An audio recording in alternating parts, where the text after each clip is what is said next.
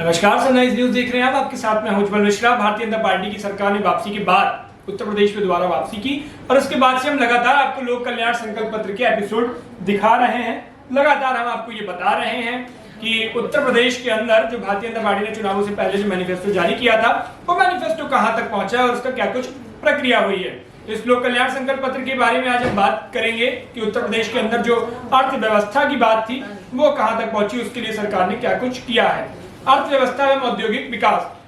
पहली बात, उत्तर प्रदेश को देश की नंबर 1 अर्थव्यवस्था बनाने के लिए प्रतिबद्ध है। देश की नंबर 1 अर्थव्यवस्था बनाने की बात सरकार की तरफ से कही गई। नंबर 1 अर्थव्यवस्था के लिए प्रतिबद्ध है, यानी कोशिश लगातार जारी होगी।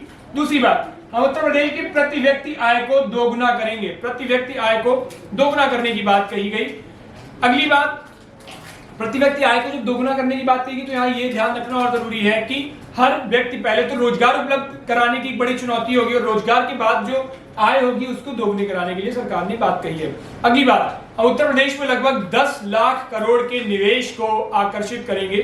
10 लाख करोड़ के निवेश की बात कही गई है। अगली, हम ईज ऑफ डूइंग बिजनेस की रैंकिंग में उत्तर प्रदेश को नंबर 1 लाने के लिए प्रतिबद्ध है। लगातार ये बात कही कि प्रतिबद्ध है, प्रतिबद्ध शब्द का इस्तेमाल किया गया कि कोशिश कर रहे हैं। अटल इंडस्ट्रियल इंफ्रास्ट्रक्चर मिशन शुरू करके मौजूदा सभी औद्योगिक क्षेत्रों में इंफ्रास्ट्रक्चर का नवीनीकरण करेंगे। जहां भी अटल इंडस्ट्रियल एरियाज को लेकर की बात कही है। हमने पिछले 5 वर्षों में एक जनपद एक उत्पाद योजना शुरू करके हर जिले में एक उत्पाद को पहचान दी। 25 लाख रोजगार और स्वरोजगार के अवसर दिए। अगले 5 वर्षों में निर्यात एवं रोजगार अथवा स्वरोजगार के अवसरों को उपलब्ध करवाएंगे।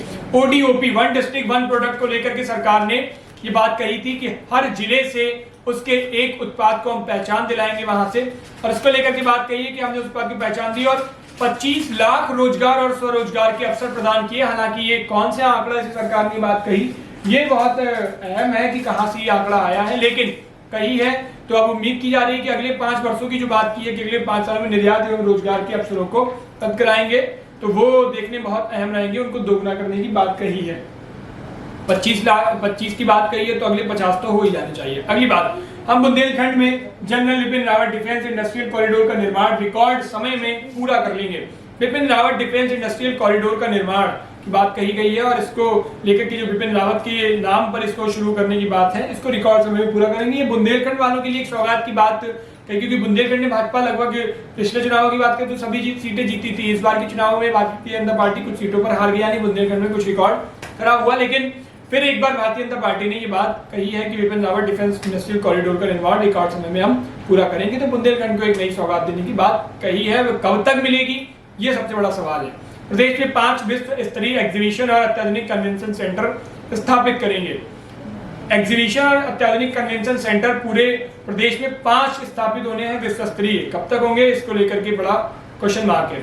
सभी एक्सप्रेसवेज के निकट इंडस्ट्रियल कॉरिडोर स्थापित करेंगे, जिसमें 5 लाख युवाओं को रोजगार अथवा स्वरोजगार के अवसर प्रदान होंगे। इसके अंतर्गत अब किस किस में है, handloom, food processing, storage plant, रसायन, दवा, मशीनरी, इन सब चीजों को लेकर के बात कही गई है। अब ये सारे जब एक्सप्रेसवेज के पास होंगे तो जाहिर सी बात है वहां पर अगर ये इंडस्ट्री शुरू हो गई वहां पे तो एक्सप्रेसवेज से इनको आयात और निर्यात में बहुत आसानी रहती है दूसरे प्रदेशों में और ट्रांसपोर्टिंग का सिस्टम बढ़िया हो जाता है, तो उसको लेकर के बात कही है। अगला, हम प्रदेश में 3 अत्याधुनिक डाटा सेंटर पार्क स्थापित करेंगे। अगला, आत्मनिर्भर युवा स्टार्टअप मिशन बनाकर 10 लाख रोजगार और अथवा स्वरोजगार के अवसर प्रदान करेंगे। स्टार्टअप रैंकिंग में उत्तर प्रदेश को नंबर 1 बनाने के लिए प्रतिबद्ध हैं। यहाँ भी प्रतिबद्ध शब्द का इस्तेमाल।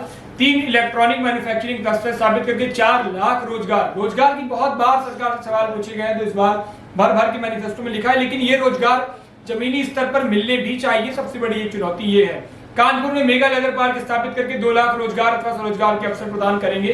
कानपुर जो कि अपनी लेदर इंडस्ट्रीज के लिए जानी मानी इंडस्ट्री है कानपुर के अंदर, तो वहां पर मेगा लेदर पार्क को स्थापित करेंगे। 2 लाख रोजगार की वहां भी बात कही है। अगला, हमने अगले 5 वर्षों में उत्तर प्रदेश को ग्लोबल टेक्सटाइल हब बनाकर 5 लाख रोजगार और स्वरोजगार के अवसर प्रदान करेंगे, ये बात भी कही है। सूक्ष्म, लघु एवं मध्यम उद्योगों एमएसएमई के लिए 6 औद्योगिक पार्कों के निर्माण को पूरा करेंगे, जहां लाखों युवाओं को रोजगार स्वरोजगार के अवसर मिलेंगे। 6 औद्योगिक पार्क बनने हैं, सरकार ने इस बात का ऐलान किया है, लेकिन ये औद्योगिक पार्कों को जल्द से जल्द बनना बहुत जरूरी है, क्योंकि युवाओं के रोजगार की बात जब होनी चाहिए तो वहां पर टाइम मैनेजमेंट का बहुत ध्यान रखना चाहिए सरकार को। टाइम ऐसा ना हो कि 5 साल का कार्यकाल निकल जाए, आखिरी समय में फिर ये बात कहें या उसकी प्रक्रिया शुरू कर दें, तो आखिरी समय में ये बात कहें कि हमने उसकी निर्माण कार्य शुरू कर दिया है, लेकिन निर्माण पूरा होना चाहिए 5 सालों के अंदर में। अगला, संभाग स्तर पर IT पार्क की स्थापना कर लाखों रोजगार और स्वरोजगार के अवसर प्रदान करेंगे। हम मछली उत्पादन के निर्यात को बढ़ावा देने के लिए जिला स्तर पर इंटीग्रेटेड एक्वा पार्क स्थापित करेंगे। ये भी एक बात सरकार की तरफ से कही गई है।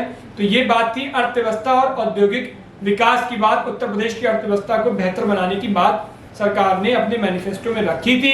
उत्तर प्रदेश में अब सरकार आ गई है, तो अब इस पर क्या कुछ काम होगा, इस पर हमारी पूरी नजर है और हम बार बार सबको याद दिला रहे हैं, चाहे वो सरकार हो, चाहे वो वोटर हो, जनता हो, कि आपने इन मुद्दों पर वोट दिया, और सरकार को रिकॉल करा रहे हैं कि आपने ये बात कही थी, तो इसको कब तक पूरा करेंगे, इनसे बार बार सवाल पूछ रहे हैं। हमारी ये एपिसोड जारी रहेगा, सरकार की जो मैनिफेस्टो में और सारी बातें कही हैं वो उनको पूरा करवाने के लिए हम बार बार रिकॉल कराने की कोशिश अपने एक एपिसोड के माध्यम से कर रहे हैं। आप सब भी सरकार से बार बार सवाल पूछते रहिए और ये बताते रहिए कि आखिर ये कब तक, ये जो सारे वादे किए थे ये कब तक पूरे होंगे, सरकार से इसका सवाल पूछते रहिए। आगे के एपिसोड ऐसे ही जारी रहेंगे। बाकी के एपिसोड देखने के लिए सनराइज न्यूज़ के पेज पर जाइए, वहाँ आपको सारे एपिसोड मिलेंगे।